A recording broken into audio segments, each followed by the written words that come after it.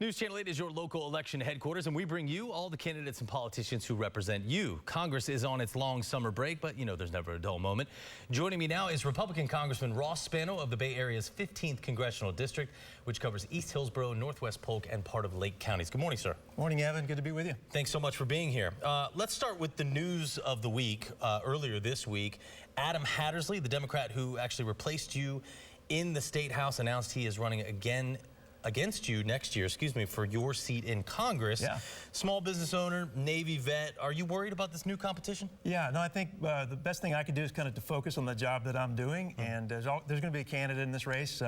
Welcome him to the race, and I'm going to do a good job over this next year and a half of focusing on being the best representative I can be, and I think that'll be enough. Okay, interesting. Are you concerned at all about a possible primary challenge? I don't think so. No, not at this point, but we'll see what happens. But there's no word on the street anyway that that's going to happen. Okay, all right. Hattersley supports having a public option to make sure everyone has access to health care, but he has split with some in his party in that he does not support so-called Medicare for all. Yeah. Republicans have said they want to replace Obamacare, but have yet to come up with a plan to, or a solution really, to achieve that goal. Yeah. What health care program do you support? Yeah, well, I think first of all, it's something to acknowledge that the Republicans for a long time have said, hey, let's do away with Obamacare, but they really haven't offered any kind of a credible alternative. That's one thing I've said from the very beginning. I'm excited about the fact that now the RSC, the Republican Study Committee, which consists of about 140 members of the House, is actually putting forward a plan to do just that, to propose an alternative. It's got to include some free market principles, right, that will cause or force the cost of health care to go down, including transparency, including things like the state of Florida just recently did by getting rid of the certificate of need process, by frankly precluding insurance companies from having a monopoly over the market. I don't know about whether you knew this or not, but they still have the ability to monopolize the market. We need to get rid of that. So in my opinion, free market principles, freedom will allow the cost of care to go down and also encourage the efficiency and the quality of the care to go up. That's what we have to focus on. I think, though, the issue is, first of all, it's been 10 years since Republicans started opposing Obamacare, and still no plan yet. And also, we've seen these free market principles have yet to really push the cost down. The costs of healthcare have been rising before Obamacare, and they've been rising after. Well, I'll tell you, we haven't truly had a free market healthcare system. We've never had that. We haven't. I think if we'll truly implement that, I think we'll see some results. What we cannot do is, though, continue to gravitate toward a one-size-fits-all government-mandated program that the Medicare for All kind of process would require, and that would basically get rid of 157 million Americans having the opportunity to have their own private health care. That's not a solution. That can't happen. I lived in the UK for 5 years, and they had a national health care system, but then I also had private health care through my job that was on top of that. I was a productive member of society, made good money while I was living there, had access to quicker care because of that. Is that a solution you think could work here? Well, I don't want to create a two-tiered healthcare system. I think everybody ought to have the right to have good quality care, no matter whether you can afford it or not. The problem is we have right now, we don't have a system that encourages that competition and that will create a system where people can actually buy effective insurance. I don't want a guy like you and maybe a guy like me that has the ability to buy a better plan. That's not right either. But right now, a lot of people don't have health care at all because they can't afford it. Right. Well, I will remind you, though, when someone has a health care issue, right, the federal law right now requires a hospital to provide care. So if someone needs care, especially emergent care, they have the ability to get care in the United States of America. It just drives up the cost of all of us when they go to the emergency room. Absolutely. I'm not going to argue with you there, but we got to start implementing one of the things that we can do, and it maybe take longer than this venue will allow us to talk about, right? But direct primary care. I don't know if you've heard about that. Right now, the 70% or more of the provision of health care are primary care expenses, right? And so right now, a primary care physician that lives in our community, they can't directly contract with their community to provide care. They got to go through an insurance company. They ought to be able to go to their community and say, look, I'll provide all the primary care that you need for $100, $200 a month, whatever. You come to me for everything that you need. The problem is, in terms of the insurance carriers, is that would cut them out of the process, and they've been fighting that. If that's 70% of the cost of health care right now, why not provide that as an option, and then maybe people only need catastrophic care? And I'll acknowledge, Republicans have got to come up with an alternative. We cannot simply be the party of no and not have another solution. There are a lot of people with their hands out in the healthcare industry. A lot of insurance companies wouldn't be happy to hear you say that. No, I'm sorry.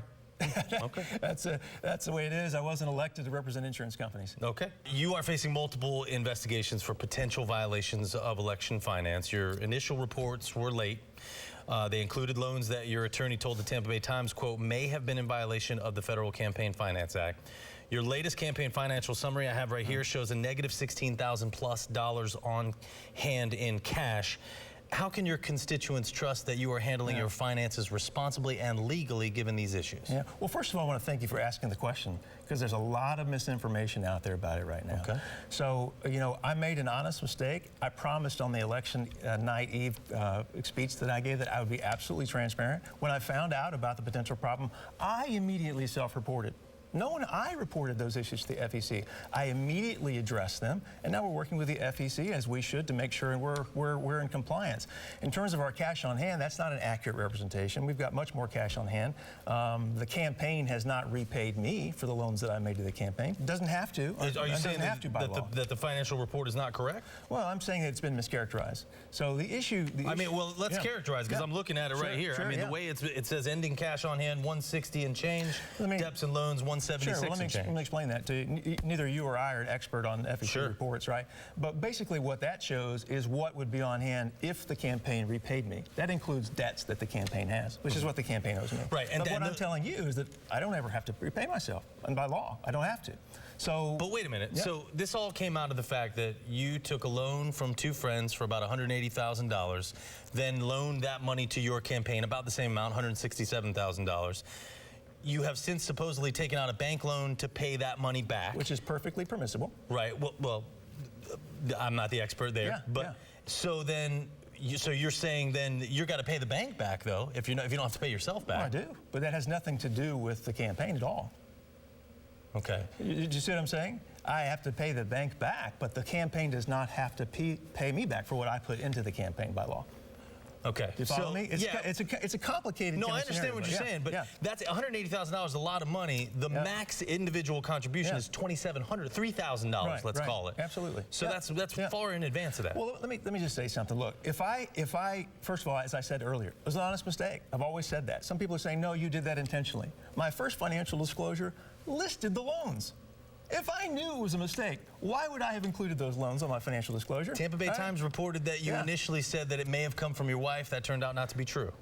I don't know where they got that information, but what I'm telling you is that what's being said about me being intentional about having broken the law is absolutely false. And I would ask you this question. If I knew it was false, why would I have included those loans on my financial disclosure? It doesn't make any sense. It doesn't make any sense. I would have just gotten the bank loans initially and avoided all of this craziness. Do you believe the climate is changing due to man-made activity? I do not. I do not. I don't think there's sufficient evidence to show that. I think there's almost an inexorable push and expectation and belief that there is based on certain reporting. I'm not an expert. I happened to meet with a few young ladies at our open house yesterday at our Brandon office, which came in and said, look, can we talk to you more about this? I'm willing to listen. Right? I'm not an unreasonable guy, but what I've seen so far doesn't prove to me that that man has had the influence that some people has said it has had. I understand what you're saying. I'm not an expert either, but the people who are experts, 98% of them say that this is happening and that it's man-made. Right.